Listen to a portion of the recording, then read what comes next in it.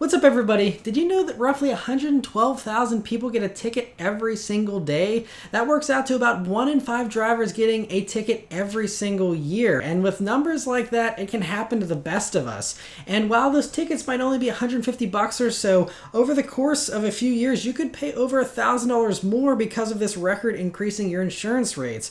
And yet only 5% of drivers fight these tickets. And so Off the Record does all the work for you and has a 97% success rate. They pair you up with one of their hand-picked lawyers in your area who does all the fighting for you, goes to court so you don't have to, and if they don't keep that ticket off your driving record or get the ticket reduced, you get a full refund. So download the app now or go to offtherecord.com/MMM to sign up and lock in a 10% discount that's good until 2023. Just put in discount code CIVIC-R. That way, if you do ever have the bad luck of getting a ticket, you'll be prepared and ready to fight it. What's up, everybody? Matt Maran here for another car review. This is, of course, the 2020 Honda Civic Type R. Huge thanks to Honda for providing me here with the refreshed Civic Type R to review for you guys today. So about the 2020 Type R, so it doesn't look drastically different and the engine hasn't changed, but there are so many small but very significant improvements to the 2020 that really help to improve the driving experience over what it was last year. And so first off with the exterior stuff. So you will see up front here you have a slightly restyled front bumper. You do have those body colored inserts there now near the fog lights, and that whole area has been redesigned as well with the fog lights and whatnot. You also have a grille opening that's now larger. They actually made that red Honda badge a little bit smaller, and they also kind of opened up the grille a little bit. And so those changes have now made it 13% more open than before to help with that cooling, especially for track days and stuff. Behind that grille, the radiator has also been restyled so that it has better cooling as well to again help with keeping things nice and cool on those track days. Otherwise though, you still have the nice LED headlamps there. They actually did though restyle the front chin splitter as well, and so they tweaked that a little bit to help with airflow and things like that. Coming down to the sides here, so you still have these 20-inch Type R wheels on these tiny little 30 series sidewall tires. It's very impressive just how little tire there is there. And you also will see some new brakes there. They're new 2-piece rotors now, and they're actually 2.5 pounds lighter for each front brake, and so that helps with reducing unsprung mass. Also on the sides here, they actually have new side mirrors now that are heated and have the LED turn signal indicator built into them. And I just love the side like ground effects kit you have here on the Type Rs. You have these really wide fenders that jut out, the wide side skirts, and going out to the back, it's also very aggressively styled. Of course, you can't miss a Civic Type R because you have that massive wing on the back there that you can see from a mile away, and it definitely helps this car to stand out. But thankfully the wing goes high enough that it doesn't impede your rear vision, so they were very smart with the way they designed that rear aero. And all that aero in the back is functional too. It's not just there to be hey, look at me. It actually serves a purpose, especially on track. You also have those vortex generators there on the roof, and you still have the very quirky 3-tip exhaust there in the lower rear bumper, and of course you have the same extension you get in the front here with those body colored inserts there now on these 2020s there. Overall, I still think the Civic Type R just looks so cool between the functional hood scoop you have here, the wider stance, all the aggressive aero. It really stands out, especially in this red color. There is also a new boost blue color, which is unique for the Civic Type R for 2020 here, and so overall just still such a cool looking car. All right, so start up and go for a drive. The Civic Type R has the unique red H Honda key, otherwise a typical Honda key, but they're really nice. They're nice and small, pretty light, and feel pretty high quality, and I really like Honda's keys. So of course it's keyless access, keyless entry, and push button start, so you just leave the key in your pocket, hit the engine start button, put in the clutch of course, and it starts right up. And if you're curious to hear about the interior in the Civic Type R, my wife and I actually did a full in-depth interior review on this car, so you can go check that out. I will link it above. We'll go into all the details of this interior, but overall it's very sporty, very aggressive, and track ready. You have this new Alcantara steering wheel here for 2020, and a few other little improvements from 2019 that carry over, and overall it's still just a very fun place to be. All right, so setting off here in the 2020 Honda Civic Type R. So first thing you notice, I guess, visibility is still very good here in the Civic Type R. Of course, they haven't changed that. But for those that aren't familiar with the Civic Type R, it has the same great visibility as any other Civic. And you do have a little speaker here at the A-pillar that blocks things a tiny bit, but overall very easy to see out of this. Even out of the back is very easy since the wing doesn't get in your way. And you have that little split there. The only obstruction you have is that rear wiper assembly. Otherwise, a really good view out of the back, and so no complaints there. Other things though, one of the things that I really noticed, and admittedly it's been a couple of years since I've been in a Civic Type R. I did a review on a 17, and then I also took a 2017 around a track and did another little trip in one a couple of years ago. But one thing that really jumped out at me was how much you can feel the steering. They did say they re-engineered the lower ball joint, and so that helps with better steering feel. They also re-engineered and replaced the bushings and swapped those out for better ones that also have better steering feel now. And I just noticed that, I mean, whether it's at low speeds or high speeds, you get so much feeling and feedback through the steering wheel, and it's way more than you get in basically anything else. I think maybe the WRX STI has a similar type of feel, at least in the S209 version that I reviewed last fall. But that's the only thing that I think comes close to this as far as steering feel at any price. It really is remarkable. Other things that I've noticed, so they actually also redid the brake pedal setup. So you now have a 17% less play in the brake pedal before it starts engaging. So the brakes are more immediate, but yet they still manage to make it very responsive without being jerky. It's very easy to be smooth with your brakes still, even though you have a little bit less play there. So it just means they're more precise, but without sacrificing any daily driving ease of use, which I love. Also, this shifter has been redone. It now has shorter throws, and you have a new shifter knob, which has a really weighty feel to the knob, and it really gives you nice leverage. And this shifter is still one of the best manual transmissions in any car period right now. It is just so precise feeling, and I just love it. The only thing I don't love is whenever it's hot, like it is here in the summer of 2020, this knob gets really hot, and that was one thing. I was burning my hand a couple of times whenever it was sitting out in the sun. And now just pulling out onto a main road. One thing that is also very apparent, and this is something that hasn't changed for the 2020s, but the going along with the shifter, the gear ratios here in the Type R are so quick. You actually don't even hit a 1-to-1 gear until you're between 4th and 5th. 4th is a little bit quicker, and 5th is a little bit taller than 1-to-1. But so basically, almost 5th gear is where you're going to find 1-to-1. This is only a 6-speed transmission, and 6th, even on the highway, 70 miles an hour or so, you're still hovering around like 2,700 RPM or something like that.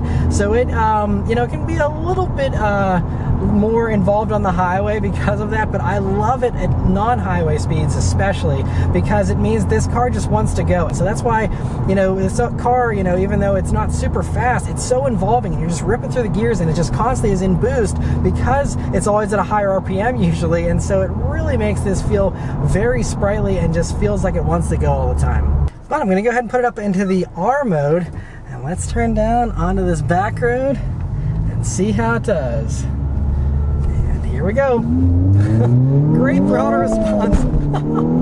Woo! And then this thing flies. It's quick, and then I gotta slow myself down. Whew, it feels faster than the first time that I reviewed one of these. But man, this thing really takes off. It's impressive. So the Civic Type R runs a turbocharged 2-liter 4-cylinder engine with VTEC. It does 306 horsepower, 295 pound-feet of torque, and Motor Trend only got a 5.4 second 0 to 60 for the non-refresh Type R a couple of years ago. I haven't seen any new numbers for 0 to 60 for this. I mean, I don't think any of the changes would really affect 0 to 60 much, if at all, but it feels faster than 5.4. You look at all the quoted times for a lot of other 300 horsepower vehicles these days, and this might not seem very impressive, but trust me, it is very quick, and it's also so easy to rev match your downshifts here in the Type R. This shifter is just pure joy to use. And then this engine, the power delivery is very interesting as well, because you don't get peak horsepower until 6,500 RPMs, and redline is 7, so you have a very narrow power band for that peak power, and it makes 23.2 psi, by the way, once you are at that peak. Peak torque doesn't come on until 2,500 RPMs, by the way, and it goes all the way up to 4,500, and so 2,500 is a pretty late start for your peak torque. A lot of other turbocharged vehicles, comes on at 1,500 RPMs or something like that, and so it gives you a little bit of that delayed sensation of like, oh boy, the turbo's coming on, that you're used to if you're someone who's driven a WRX or something like that in the past. Another thing, while we're on a little bit of a rougher road right now, is the ride quality, which has also been improved here for 2020. So the adaptive damper system now reassesses the road conditions 10 times faster than before and makes adjustments 10 times faster as well. So it can, kind of figure out what you're doing with the steering and the braking and the accelerating, and use all that to, change up how the ride is. And of course, you still have comfort, sport, and R modes now that you can, go into. And in comfort mode, it does make it a little bit softer. But honestly, now with the way they retuned it, it's softer in all the modes as far as giving you better ride quality while still giving you better handling too. And so I noticed that actually I was able to drive around in sport mode for most of my 54 miles of driving here so far. And sport mode was not beating me up. And it did seem softer than it was in the past couple of years on the 2017 I reviewed. But coming up some corners here, let's see how the Civic Type R handles them. It really is so flat and effortless. This vehicle, you got 245 wide Continental Sport tires on it here, and I mean, it's with these low sidewalls on them, I mean, there is absolutely no roll. It's just like insane. Even though this car, it's not super light, but it is fairly light. 3121 is the curb weight for this, so just barely over 3,100 pounds. Means it is just so effortless in corners. There's also anti-roll control now, which is a new thing that they have tied in with the adaptive suspension here, and so that will again pick up on your steering inputs and stuff like that, and preload the suspension in a way to make sure that it's prepared so that you don't have any roll. And I don't know, I mean, it's been a couple of years, like I said, since I took this around a track, and I'm not on a track now, so I can't push it as much, but to me it does feel like it's better. I feel like the turn in is a little bit better. It feels a little bit more connected, a little bit sharper, and that's what they said they're going for, is more handling precision with all these improvements that they've done. Like I said, with the new bushings, they give you better cornering stability with those. And of course, you have these 4-piston Brembo brakes, these new 2-piece rotor setup, and so that makes it lighter, and so you have less unsprung mass as well. So I mean, everything they've done has just improved the Civic Type R's handling. So we're hitting some potholes now. Even in the R mode, it's not bad at all. It is really impressive. You of course have a limited slip diff, so it puts the power to the ground very well, and it's just a very impressive feeling. Now, one car that I do have to compare this with a little bit is the Hyundai Veloster N, because the N is a good bit cheaper and it's a little bit smaller, but that also means it's a little lighter feeling. It's a little more go-kart like than this. This, you kind of feel the longer wheelbase more so than you feel the wheelbase in the Veloster, and so I think this is going to have a little bit of a weightier feel than the Veloster, but not by much. This is just so sharp and it's just so planted that you don't really mind the weight. It's not like the weight's holding you back, at least at legal street speeds. I mean, maybe if you're going around a track, maybe you can dissect that stuff and feel it. I haven't taken a Veloster N around the track to compare, but and you even get a little bit of turbo flutter there still, which is great. But yeah, it's I think it handles very, very well. Another thing though, speaking of the sound component, I still wish there was more of an exhaust note. There isn't any kind of active exhaust like you see on many of the other competitors like the Veloster N. That thing crackles and pops, and that's just the exhaust system of the Veloster N, I think, is just 10 times more entertaining than the sounds you get here in this, unfortunately. Now, they did do this active sound enhancer for 2020, which does vary depending on the drive mode that you're in, so it'll be quieter in comfort and more aggressive in R, and then you have a happy medium in the sport. And it does give you a little more noise. Now, it doesn't sound like it's actually playing some soundtrack through the speakers or anything. It's just enhancing the natural induction note that you do have out of this engine.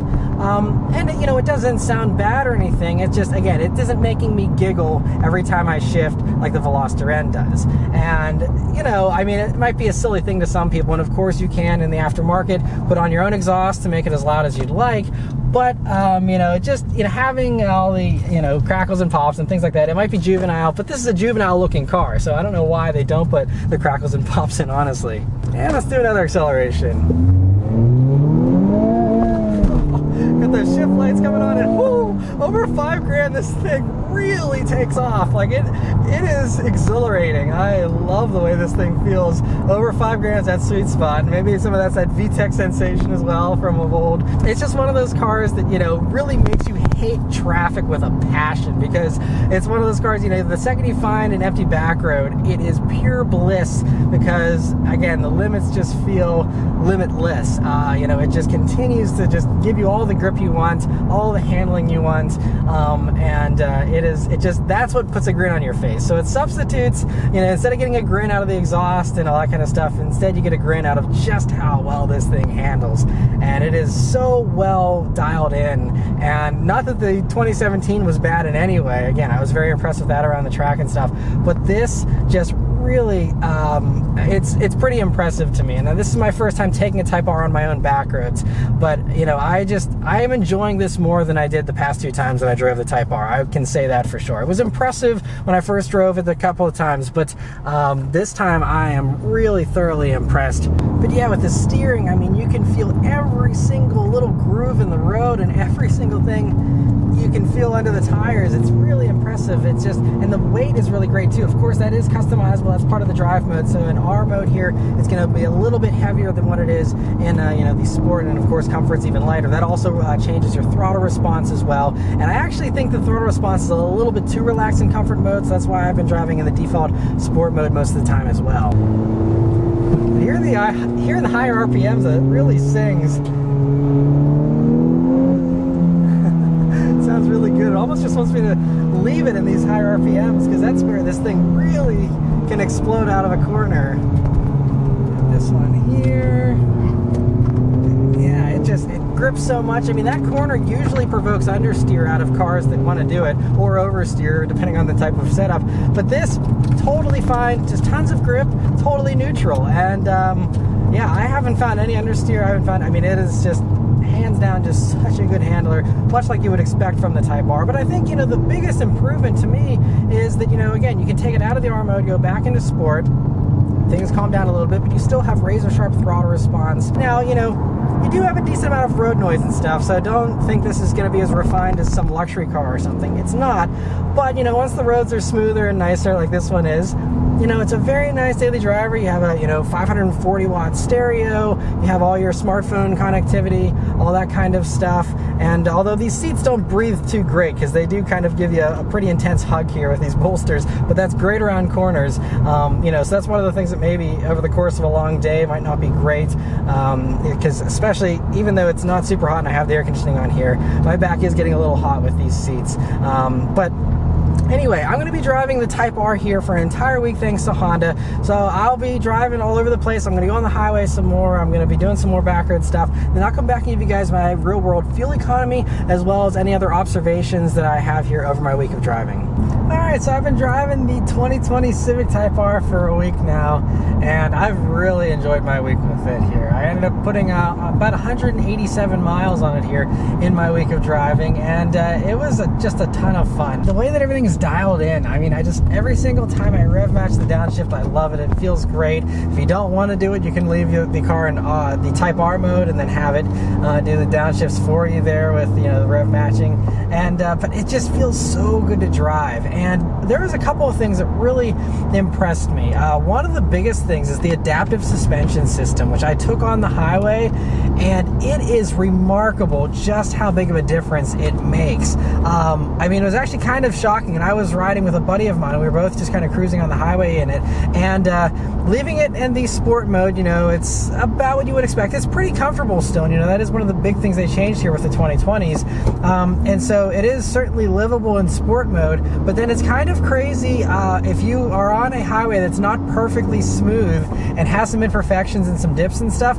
We put it into comfort mode, and it was like buttery smooth, and then we put it all the way up into the R mode, and we were literally bouncing up and down like this. That's how stiff it was in the R mode. Then you put it in the comfort mode, and then it all goes away immediately. It actually felt like it was magic with how much it changed the suspension. And I was impressed, because even my Mustang Bullitt has a MagneRide suspension with the magnetic dampers, and even that, going from its softest setting to its hardest setting, does not do that much of a difference. This is a huge change in the suspension whenever you change that drive mode, and I commend them for upgrading it here for 2020.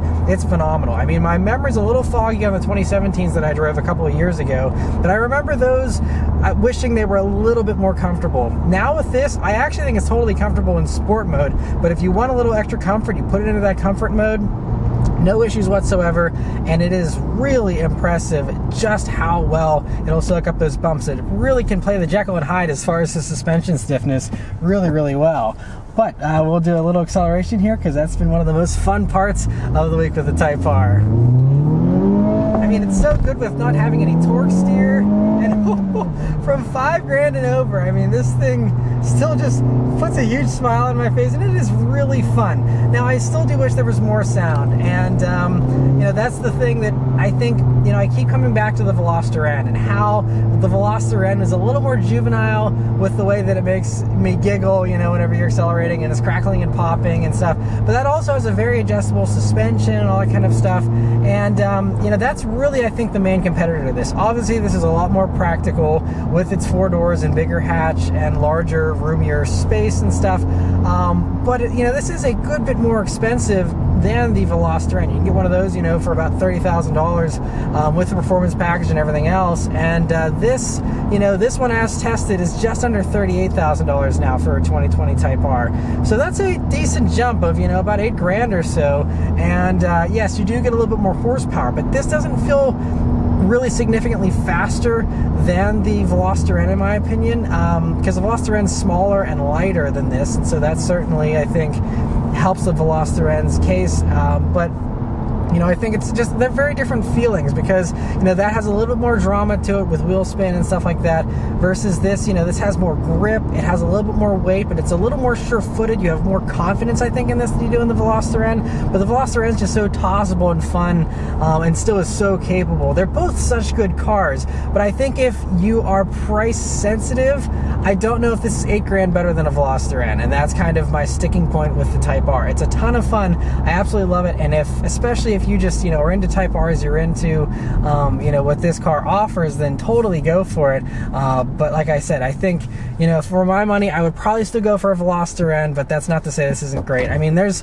lots of other impressive stuff. The fuel economy was another thing I was actually really impressed with, which isn't very exciting, but the fuel economy in this, I actually managed to get 24.1 mpg over my time of driving, and that's actually pretty much right in line with what you're supposed to be getting with these. They're rated at 22 in the city, 25 combined, and 28 on the highway, and I did do a pretty good mix of city and highway. I'd say it was pretty close to that 50-50 split, and I'm basically, you know, all just right under that combined rating. And considering how hard I've been driving this car all week, I honestly was expecting to get closer to 22. So to be getting 24, I'm pretty happy with that. So overall, you know, I think it's actually going to be pretty economical. It might actually beat out those estimates in the real world. And so from a daily driver standpoint, I think the Civic Type R is great. Now, I also really love this shifter. It really feels great, but two things about the shifter. I did burn my hand a couple of times using this shifter, and that combined with this Alcantara wheel, both of those things are things you're probably going to want to have leather gloves or something if you want to protect your hands and protect this steering wheel from, you know, getting crappy looking over a few years. But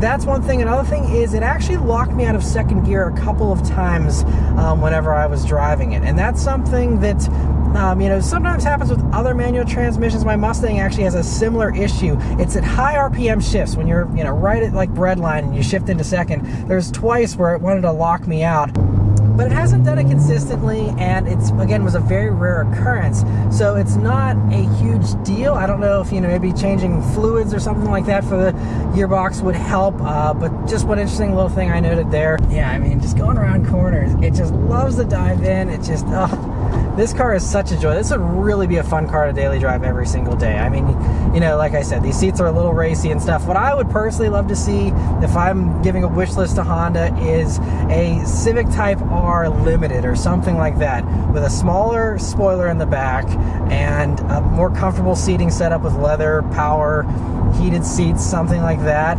I think that would make a lot of sense at 40 grand, and I think you probably got a lot of people that might be scared off by the crazy huge spoiler and stuff.